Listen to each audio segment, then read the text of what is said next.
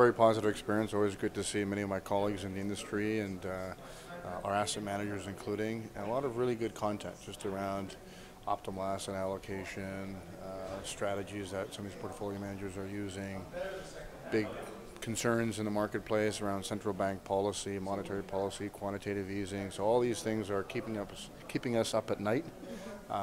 So it's good to see that kind of feedback among the participants.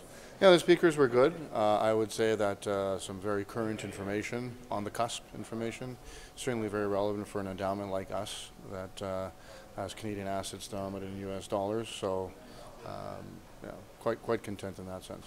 Yeah, I definitely would. I think it's something that if you're in the industry and you want to be on the cusp of leading edge in developments and information that's going to help your endowment, that's going to help your thinking process and methodology, it's something that you should consider. I would say the discussion around risk-adjusted returns and optimal asset allocation and the whole risk management ideology and methodology behind that, which is something we struggle with on a daily, monthly, quarterly basis. My name is Kamal Rajani. I'm the Chief Financial Officer of the Nature Conservancy of Canada. There's a few parts to this. There's one that you understand more about the industry, what's going on around you in terms of the different vehicles that are there. You meet a lot of investment managers. That gives you more scope than what your consultant may give you.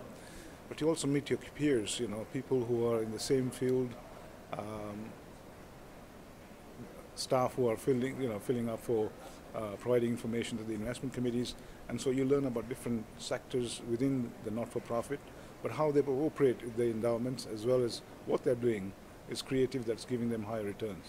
Interesting. We've had good topics. We've had interesting chat about different endowments. We've had interesting chat about different vehicles. Global theme has become a thing.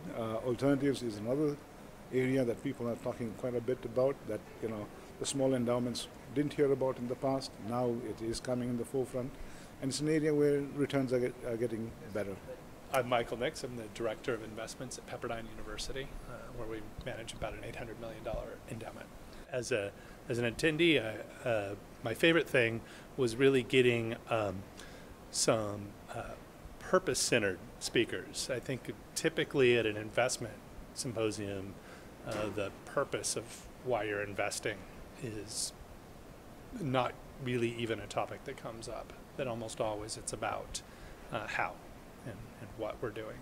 And so being able to hear some speakers talk about why they do what they do, that was pretty cool to me.